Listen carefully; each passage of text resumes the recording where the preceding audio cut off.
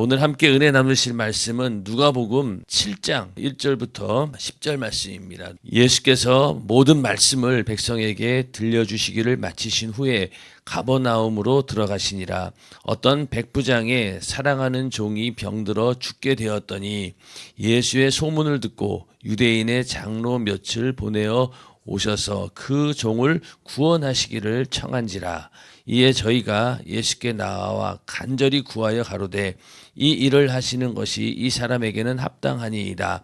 저가 우리 민족을 사랑하고 또한 우리를 위하여 회당을 지었나이다 하니 예수께서 함께 가실새 이에 그 집이 멀지 아니하여 백부장이 벗들을 보내어 가로되 주여 수고하시지 마옵소서. 내 집에 들어오심을 나는 감당치 못하겠나이다. 그러므로 내가 주께 나아가기도 감당치 못할 줄을 알았나이다.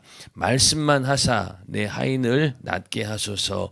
저도 남의 수하에 든 사람이요 제 아래에도 군병이 있으니 이더러 가라 하면 가고 저더러 오라 하면 오고 제 종더러 이것을 하라 하면 하나이다. 예수께서 들으시고 저를 기이 여겨 돌이키사 쫓는 무리에게 이르시되 내가 너희에게 이르노니 이스라엘 중에서도 이만한 믿음은 만나보지 못하였노라 하시더라. 보내었던 사람들이 집으로 돌아가 보매 종이 이미 강건하여졌더라. 아멘. 네, 오늘은 누가복음 7장 1절부터 10절 말씀을 중심으로 병을 고치고 죽은 자를 살리신 예수라는 제목으로 함께 은혜를 나누고자 합니다. 7장을 시작하면서 제일 먼저는 백부장이라고 하면은 그 당시 로마의 군인 100명 정도를 다스리는 장교 이런 사람이 되겠죠. 로마인이고 또 이방인입니다. 백부장의 종을 고치시는 그런 예수님의 모습이 나오고 또 11절부터 보면은 나인성 과부의 죽은 아들을 살리는 예수님의 모습이 18절까지 나옵니다. 그래서 먼저 이 백부장의 종을 고치는 이런 사건은 예수님께서 하시는 이제 복음 전파의 사역이 이제 유대인을 넘어서 유대인 중심에서 이방인들에게까지 확산되고 있는 그런 모습입니다. 그래서 유대인들에게만 복음을 전파된 것이 아니라 이제 이방인들에게까지 계속 확산되고 있고 또 이 누가복음이 이방인들에게 복음을 전하기 위해서 기록한 복음서이기 때문에 여기도 가만히 보면은 유대인들의 신앙보다 오히려 이방인들의 신앙을 더 높이 평가하고 있다라는 것을 우리가 볼 수 있어요. 누가복음에는 그런 게 굉장히 많이 있습니다. 보면은 전부 다 이방인들이 더 믿음이 좋아요. 왜 그럴까요? 이 누가가 이것을 기록했을 초대교회에 이방인들이 그 교회의 중심이었을 거예요, 아마. 그렇기 때문에 그들에게 믿음을 심어주고 또 그 가운데 민족적인 그런 갈등들이 있었기 때문에 그런 것들을 해소하고 이방인들의 신앙을 더 격려하기 위해서 이 누가복음에서는 그렇게 이방인들의 믿음이 더 좋다 이런 것들이 굉장히 많이 나옵니다. 여기도 마찬가지로 백부장의 그 믿음을 보고 이렇게 믿음 있는 자들에게 예수의 능력은 나타나고 또 그 능력이 나타나는 것을 보면서 예수 그리스도께서 인류를 구원하기 위한 메시아 그리스도로 오셨다라고 하는 사실을 계속해서 예수님께서 입증하고 있는 그런 상황입니다. 예수님께서 모든 말씀을 백성에게 들려주시기를 마치신 후에 이렇게 모든 말씀이 어떤 말씀이었냐면은 6장에 쭉 나왔던 그 평지수훈이라고 했죠. 평지수훈 그 말씀을 다 마치시고 이제 가버나움이라고 하는 곳으로 가게 됩니다. 그런데 거기서 어떤 백부장의 사랑하는 종이 병들어 죽게 되었더니 그래서 아까 이 백부장은 로마의 장교고 그리고 이방인입니다. 그런데 그가 사랑하는 종이 병이 들어서 죽게 되었고 또 예수의 소문을 듣고 유대인의 장로 몇을 보내요. 이렇게 말씀을 하고 있는데 이 로마의 이제 장교고 또 이방인이잖아요. 그러니까 예수의 소문을 듣고 보통 사람 같으면 직접 예수님을 찾아가든가 그렇게 했을 텐데 이 사람은 유대인의 장로 몇을 보내어 오셔서 그 종을 구원하시기를 청한지라. 그러니까 자기가 이방인이기 때문에 예수님께 직접 나갈 수가 없는 거예요. 물론 나가서 만날 수는 있겠죠. 그러나 나가는 것보다 유대인 장로들을 보내는 것이 오히려 예수님과 더 잘 통할 수 있을 것이다. 있다라는 그런 생각을 하고 유대인 장로들을 먼저 보내서 이제 그 종을 구원해 달라고 요청을 하게 됩니다. 그러니까 이 백부장은 자기가 이방인이라는 것, 그리고 또 예수의 소문을 들었겠죠. 그가 엄청난 능력을 행하시고 그 하나님의 아들이다라고 하는 그런 소리도 들었을 것이고, 그러니 그 앞에 자기가 직접 서는 것이 너무나 부담스러웠던 겁니다. 뭐 뒤에도 계속 그렇게 나오겠지만은 백부장은 그런 어떤 겸손한 믿음을 가지고 있었던 것이죠. 그래서 이 유대인의 장로 몇을 보내어 가지고 그 종을 구원하기를 청하셨다라고 기록하고 있는데, 여기서 그 구원하시기를 청한지라라고 한 말씀을 봤을 때 이 굉장히 생명이 위독한 그런 지경이었습니다. 빨리 손을 쓰지 않으면은 죽을 것 같은 그런 상황이었다는 것이죠. 그래서 예수님께서 이 죽어가는 종을 구원해서 건강하게 할 수 있다라는 그런 확신을 가지고 이 구원하시기를 청한지라 이렇게 부탁을 했던 것입니다.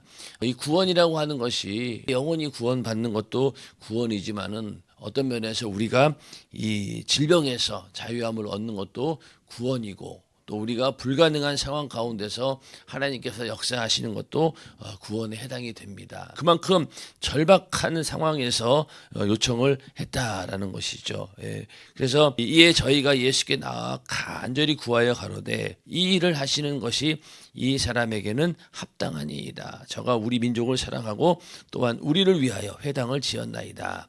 자, 유대인들은 이방인들하고 접촉하는 것을 굉장히 꺼려합니다. 더군다나 유대인들을 다스리고 있는 로마 군인과 접촉한다라고 하는 것, 이게 더 쉬운 일은 아니고 오히려 만나지 않는, 기피할 수 있는 그런 상황이었는데, 이렇게 호의적으로 그들이 얘기했던 것은 저가 우리 민족을 사랑하고 또 우리를 위하여 회당을 지었나이다. 평소에 유대인들에게 엄청나게 많은 선행을 베풀었던 그런 로마인이었던 거죠. 예, 그래서 이렇게 당연히 그 사람에게 이런 해줘야 된다라고 예수님께 간구하게 됩니다. 그래서 예수님께서 그들과 함께 가십니다. 예, 그리고 이에 그 집이 멀지 아니하여, 그러니까 이제 예수님께서 그 장로들의 얘기를 듣고 이제 같이 가신 거예요. 거의 가까이 왔는데 백부장이 벗들을 보내어 가로되, 여기도 보면은 자기가 직접 나오지 않고 또 자기 친구들을 보내어 가지고, 예, 왜냐하면 집에 와서 가만히 생각해 보니까 이게 예수님을 여기까지 직접 오라고 하는 게 너무 또 죄송한 거예요. 이것도 이거 내가 너무 무리한 거 아닌가, 그런 생각을 가지고 벗들을 보내 가지고 주여 수고하시지 마옵소서, 내 집에 들어오심을 나는 감당치 못하겠나이다. 그러므로 내가 주께 나아가기도 감당치 못할 줄을 알았나이다. 말씀만 하사 내 하인을 낫게 하소서. 여기서 이제 백부장의 믿음을 보여주고 있습니다. 말씀만 하사라고 하는 말은 한마디 말씀만 하시면은 이 종이 질병에서 자유함을 얻고 일어설 것이다라는 그런 믿음을 가지고 부탁을 한 거죠. 그러니까 예수님의 말씀 한마디로 이 병을 고칠 수 있다라고 확실히 믿었던 겁니다. 이게 엄청난 믿음이었던 거죠. 이 당시에 이 정도의 믿음을 가지고 있었다라고 하는 것은 예수님도 참 나중에 가서 기이 여겼다고 하시죠. 그래서 말씀만 하사 내 하인을 낫게 하소서, 이렇게 믿음을 보이게 됩니다. 다른 예수님을 만난 사람들을 가만히 보면은 뭐 신체적인 접촉을 하거나 또 아니면은 뭐 여러 가지 눈에 보이는 가시적인 것들로 인해서 예수의 능력이 나타나고 그랬는데, 이 백부장은 그냥 말씀 한마디면 족하다, 이 정도의 믿음을 보였다는 겁니다. 그러면서 저도 남의 수하에 든 사람이요 제 아래에도 군병이 있으니 이더러 가라 하면 가고 저더러 오라 하면 오고 제 종도로 이것을 하라 하면 하나이다. 자기도 뭐 군인이니까 명령 한마디에 밑에 있는 사람들이 움직이는 것처럼 예수님께서도 말씀 한마디만 하면은 다 이렇게 능력이 나타나고 문제가 해결될 것이다 라고 이렇게 자기의 믿음을 보입니다. 그만큼 예수님의 어떤 영적인 권위를 인정을 하고 그런 권위 아래서 반드시 그 일이 이루어진다라고 믿고 있었던 거죠. 그래서 실제로 예수님께서는 하나님의 아들이시지만은 이 하늘과 땅에 속한 모든 권세를 지닌 주권자이십니다. 그래서 요한복음 17장 2절에 아버지께서 아들에게 주신 모든 자에게 영생을 주게 하시고 만민을 다스리는 권세를 아들에게 주셨음이로소이다. 그만큼 모든 권세를 가진 분이다라는 것을 이 백부장은 희미하게 알고 있었던 거예요. 절박한 상황 가운데서 이렇게 말씀 한마디면은 나을 수 있다라는 믿음으로 예수님께 나아갔던 겁니다. 우리도 기도할 때 급박하잖아요. 그러면은 정말로 간절한 마음으로 막 눈에 환상이라도 보였으면 좋겠고 뭔가 손에 잡히는 뭔가 있으면 좋은데 어떤 경우에는 그런 것들이 전혀 조짐이 보이지 않을 때도 있습니다. 기도할 때 과연 이 기도가 응답될 수 있을까라고 하는 그런 절망적인 상황이 온다 하지만은 오늘 우리가 이 백부장의 믿음처럼 말씀만 하옵소서라는 그런 믿음으로 우리가 말씀을 붙들고 기도할 때 내 눈에는 아무런 증거도 보이지 않고 뭔가 조짐은 보이지 않지만은 그러나 그 말씀이 확실히 일하신다라고 하는 믿음을 가지고 기도할 때 하나님의 능력을 체험하는 그런 기회가 올 줄로 믿습니다. 그래서 우리가 어떤 눈에 보이는 것들 이런 것들에 의존할 것이 아니라 말씀에 하나님 말씀에 의지해서 그 말씀대로 반드시 이루어진다라는 그런 믿음을 가지고 모든 영육 간의 문제에서 자유함을 얻는 우리 모두가 되기를 주님의 이름으로 축원합니다. 그러니까 예수님께서 이걸 들으시고 저를 기이 여겨 돌이키사 쫓는 무리에게 이르시되 내가 너에게 이르노니 이스라엘 중에서도 이만한 믿음은 만나보지 못하였노라 하시더라. 그러고 나서 보내었던 사람들이 집으로 돌아가 보매 그 종이 이미 강건하여 졌더라. 예수님이 가지 않았어요. 백부장 집에. 그러니까 정말로 그 믿음대로 된 거예요. 말씀만 하면은 낫겠습니다라는 그 믿음 그대로 이루어진 겁니다. 우리 믿음이라고 하는 것이 하나님을 일하시게 하는 결정적인 능력이 됩니다. 그래서 이스라엘 중에서도 이만한 믿음은 만나보지 못하였노라 이런 고백을 하게 되는데 예수님께서 인자가 올 때에 세상에서 믿음을 보겠느냐 이렇게 말씀하신 부분도 있지요. 그러니까 지금 이 마지막 때에 인자가 올 때에 과연 이 세상에서 믿음을 보겠느냐라는 그런 탄식 가운데 그래도 이만한 믿음을 내가 만나보지 못하였노라라는 그런 믿음의 주인공이 되기를 주의 이름으로 축원합니다. 우리는 그런 사람이 되어야 되는 거죠. 백부장처럼 이런 말세, 이런 믿음을 가진 자가 있네. 그렇게 내가 발견되어지기를 주님의 이름으로 축원합니다. 그렇다고 하면은 참 얼마나 영광스러운 일입니까? 그렇죠? 그래서 백부장은 그런 하나님의 칭찬을 받았던 그 믿음의 사람이었던 것이죠. 그러면서 이제 11절부터 또 이제 다른 사건이 나오는데 나인성 과부의 아들을 살리는 그런 사건이 나옵니다. 근데 이 나인성 과부를 살리는 이 사건은 누가복음에만 기록이 되어 있어요. 예수님께서 공생애 중에서 죽은 자를 3번 살리셨는데 첫 번째는 회당장 야이로의 딸을 살리셨고 그리고 나사로를 무덤에서 살리셨습니다. 그리고 또 나인성 과부의 아들을 살리신 3번 있는데 거기에 이제 나인성 과부의 아들을 살리는 얘기가 나옵니다. 11절에 그 후에 예수께서 나인이란 성으로 가실새 제자와 허다한 무리가 동행하더니 성문에 가까이 오실 때에 사람들이 한 죽은 자를 메고 나오니 이미 그 어미의 독자요 어미는 과부라 그 성에 많은 사람도 그와 함께 나오거늘. 자, 여기 보면은 이 과부가 나오는데 이 과부라고 하면은 그 당시에는 자기 생계를 스스로 꾸려나갈 수 없는 완전히 경제적으로 아무것도 할 수 없는 그런 사람이 과부죠. 과부입니다. 지금이야 그렇지 않지만 이 시대는 그랬다는 거예요. 그런데 그 어려움 가운데서 또 이 마지막 소망이었던 그 외아들마저 죽은 거예요. 절망 중에 절망이죠. 절망 중에 절망입니다. 그러니 그 어미 입장에서는 어떻겠어요? 이게 도저히 희망이 없는 거예요. 희망이 없어요. 그런데 13절에 보면은 주께서 과부를 보시고 불쌍히 여기사 울지 말라 하시고 가까이 오사 그 관에 손을 대시니 맨 자들이 서는지라 예수께서 가라사대 청년아 내가 내게 말하노니 일어나라 하시매. 자, 아까 그 백부장 같은 경우는 어떻습니까? 자기가 예수님께 어떤 형태로든 믿음을 보였어요. 뭐 장로들을 보내서 초청을 하고 그리고 또 말씀 한마디면은 나을 수 있습니다라고 이렇게 믿음을 고백하고 보여주었을 때 예수님께서 일하셨어요. 그렇죠? 또 그 외에도 뭐 그런 사건들이 많습니다. 그런데 이 나인성 과부를 보면은요, 예수님께 어떤 얘기한 게 한마디도 없어요. 맞죠? 아무 얘기도 하지 않았습니다. 어떤 행동도 취하지 않았어요. 뭐 붙잡고 뭐 울지도 않고 그냥 혼자서 그냥 흐느껴 울고 있었던 거예요. 왜? 어느 누가 이 절망적인 상황에서 고쳐줄 수 있을까? 이거는 뭐 도저히 희망을 걸 수 없는 상황이었다는 걸 자기가 너무나 잘 아니까. 그렇죠. 과부된 것도 그렇고 외아들이 죽은 것도 그렇고 이제 죽어가지고 장사 지내기 위해서 가고 있는 그 가운데 무슨 희망이 있겠냐고요. 그러니까 뭐 예수님을 만난다 하더라도 뭐 아무 일도 하지 않았어요.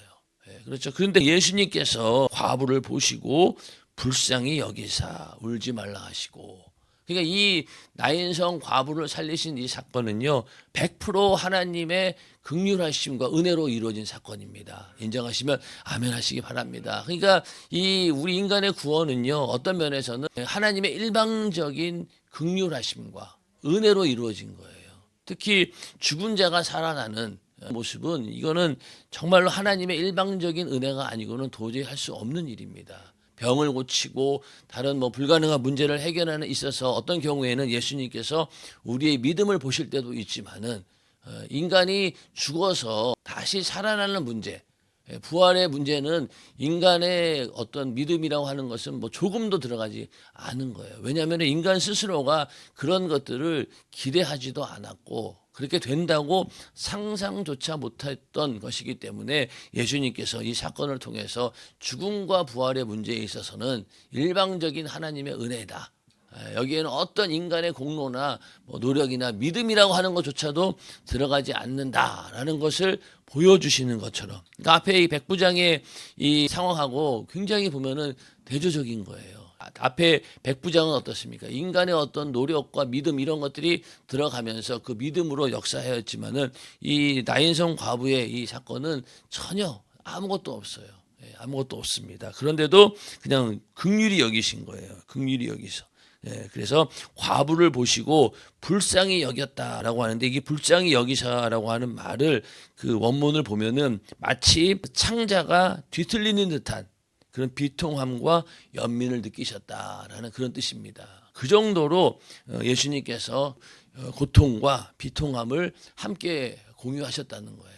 불쌍히 여기고 울지 말라 그러면서 관에다가 손을 대십니다. 그러니 이때 옆에 있는 사람들이 맨 자들이 서는지라라고 했지만은 저기 뭐 이렇게 관에다 손을 댔다라고 하는 것이 사실 그 당시 율법적으로는 이 관에다가 손을 대면 부정한 자로 취급을 받습니다. 그래서 율법적으로는 이게 문제가 될 상황이었지만은 예수님은 이미 그 율법을 넘어선 일을 하시는 분이기 때문에 그거랑 상관하지 않고 관에다가 손을 댔어요. 그러면 옆에 있는 사람들이 어떻겠어요? 아이고 그래 그냥 뭐 죽음에 대한 애도 정도 하겠구나라고 생각했겠죠. 그런데 관을 대시고 거기다가 청년아 내가 내게 말하노니 일어나라 이렇게 외쳤으니 옆에 있는 사람들이 참 굉장히 놀랬겠죠. 내가 내게 말하노니 일어나라 이렇게 말씀하셨는데, 예수님께서 이 죽은 자를 살리실 때 보면은 죽은 자여 살아나라 뭐 이렇게 얘기하는 게 아니라 보면은 항상 일어나라 이렇게 말씀하셔요. 마치 잠을 자고 있는데 깨우시는 것처럼. 그렇잖아요. 죽었다라고 하는 것을 확실히 인정하신다라고 하면은 죽음 가운데서 다시 뭐 살아나라 뭐 이렇게 얘기하실 텐데, 보면은 일어나라, 나사로도 보면은 일어나라 그러고 다 일어나라는 거야. 그러니까 예수님 보시기에 이 죽음이라고 하는 것은요 이게 죽음이 아닌 거예요. 진정한 이 죽음이 아니고 언제든지 예수님의 권세로 살리실 수 있는 그런 전능하신, 생명과 죽음을 다스리는 전능하신 하나님이다라는 모습을 보여준 겁니다. 그리고 생명과 죽음의 그 권세가 바로 예수 그리스도에게 있다라고 하는 것이죠. 인간의 이 죽음의 행렬, 이 이후로 어떻습니까? 인간의 영혼이 전부 다 이 지옥으로 향하는 그런 이 행렬을 멈추신 분인 거예요. 이거는 어떤 누구도 할 수 없는 일입니다. 맞습니까? 이거는 지금 장례식 치르러 가는 그 행렬을 누가 멈추겠냐고요. 지금도 여러분들 장례식차 지나가면은 사람 차 다 피해 주잖아요. 요즘에 그러나요? 원래 그렇잖아요. 장례식차가 지나갈 때 차들도 다 비켜줍니다. 왜? 빨리 죽으러 가라고. 거기 행렬을 막는다라고 하는 것은요, 어느 누구도 할 수 없는 일이에요. 그런데 예수님께서는 관에다가 손을 대고 일어나라 이렇게 얘기하셨습니다. 마찬가지로 우리도 죽으면은 다 예수 믿기 전에 어떤 존재였습니까? 죽어서 전부 다 지옥으로 가야 되는 그런 숙명을 가진 존재였잖아요. 그런데 예수님께서 마치 관에다가 손을 대고 일어나라 한 것처럼 우리가 예수 믿었더니만 어떻게 되었습니까? 내 영혼이 살아서 비록 육신은 언젠가는 죽겠지만은 그러나 그 영혼은 구원받는 살아나는 그런 역사가 우리에게 있다는 것이죠. 그래서 요한복음 11장 25절 26절에 예수께서 가라사대 나는 부활이요 생명이니 나를 믿는 자는 죽어도 살겠고, 그렇죠? 이 말씀이 그대로 이루어진 거. 이게 지금 나사로에게 했던 얘기잖아요. 무릇 살아서 나를 믿는 자는 영원히 죽지 아니하리니 이것을 내가 믿느냐. 그래서 이 예수님은 부활이요 생명이고 나를 믿는 자는 죽었지만은 살아난다는 거예요. 그리고 살아서 나를 믿는 자는 영원히 죽지 아니하리라. 죽긴 죽죠. 목숨은 끊어집니다. 그러나 그게 죽는 게 아니죠. 내 영혼이 살아나기 때문에 영원히 우리는 죽지 않는다. 이것을 믿느냐 이렇게 물어보셨습니다. 우리는 이 믿음 때문에 예수를 믿는 것이고 지금 이 자리에도 그것 때문에 나와 있는 것이죠. 그래서 우리가 이 예수님께서 나를 부활시키는 분이시다.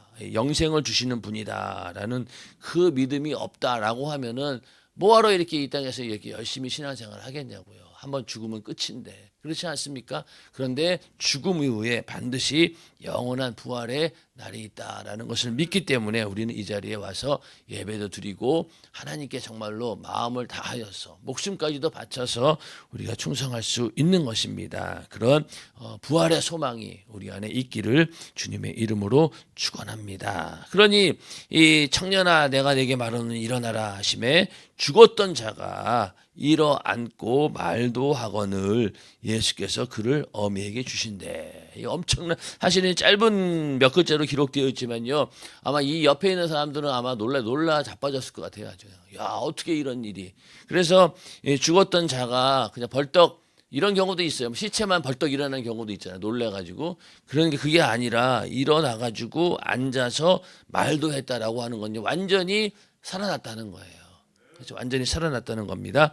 그래서 예수께서 그를 어미에게 주시고 그리고 모든 사람이 두려워하며 하나님께 영광을 돌려가로되. 그렇죠. 이 얼마나 이게 놀라운 사건입니까? 죽은 자가 막 살아났으니 그러면서 큰 선지자가 우리 가운데 일어나셨다 하고 또 하나님께서 자기 백성을 돌아보셨다 하더라. 자 여기도 보면은 이렇게 죽은 자가 살아나는 역사를 봤으면은 이쯤 되면은 아 예수님이 정말로 우리를 구원하기 위한 메시아구나 그렇게 받아들여야 되는데 큰 선지자가 일어났다. 여기까지가 이 유대인들의 한계인 거예요. 사실 이 큰 선지자라고 하는 것만 해도 엄청난 대우해 준 거죠.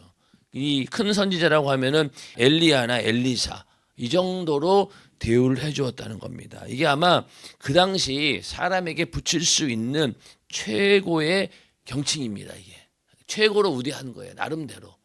그렇죠. 그러니까 자기네들이 엘리야나 엘리사만큼 예수님을 대우했다는 겁니다. 그 정도밖에는 생각할 수가 없어요. 그리고 그들이 메시아 그 그리스도는 어떤 사람을 기다리고 있었습니까? 바로 이 로마로부터 이스라엘을 구원할 정치적 메시아를 구하고 있는 것이 그 시대의 모든 사람들의 생각이었기 때문에 그 이상을 넘어가지를 못하는 거예요.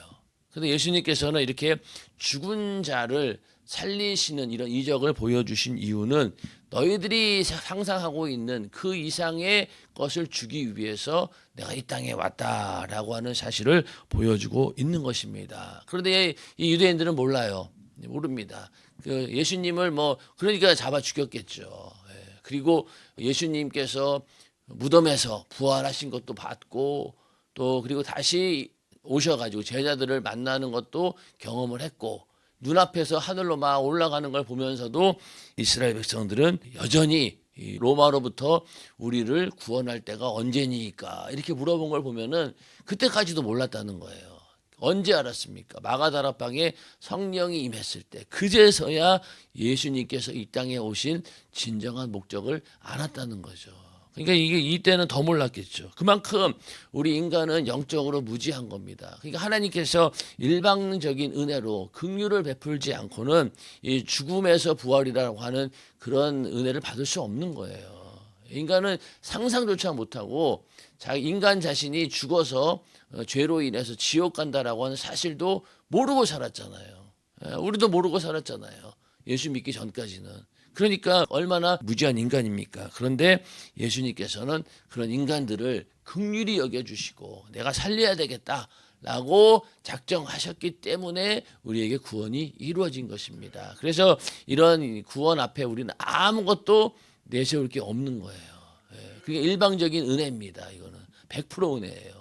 그러니까 감사밖에는 할 게 없는 것이고 어느 누구도 사람과 사람 사이에 이게 뭐 높고 낮음이 있을 수가 없는 거예요. 왜? 모든 사람들이 똑같이 하나님의 일방적인 은혜로 구원받았기 때문에. 그래서 우리도 그런 은혜를 받은 자들입니다. 그 은혜에 감사하면서 신앙생활 하시기를 주님의 이름으로 축원합니다.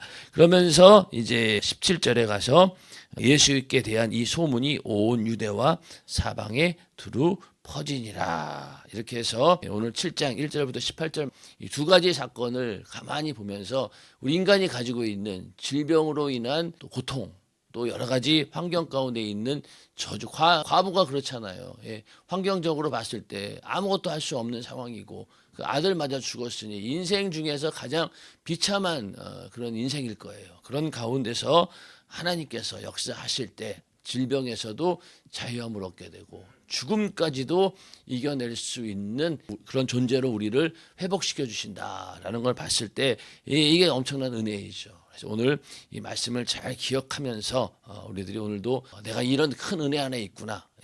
나는 죽어도 산다라고 하는 그런 부활의 소망을 가지고 이 땅에서 어떠한 어려움이 있다 할지라도 사실 여기 있는 과부만큼 그 정도로 절박한 상황에 있는 사람이 있을까요?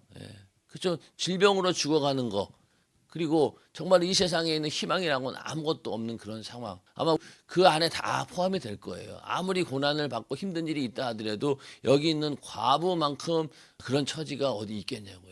그렇기 때문에 우리에게 당하는 여러 가지 환난과 어려움과 고난이 있다 할지라도 오늘 이 말씀을 보면서 믿음으로 이겨내시기를 주님의 이름으로 축원합니다. 그리고 이 백부장의 믿음처럼 다른 거 없이 그냥 말씀만 하옵소서 내가 그 말씀에 내가 순종할 때 하나님이 역사하십니다라는 그런 믿음으로 매일매일 승리하기를 주의 이름으로 축원합니다. 이 시간 기도하겠습니다.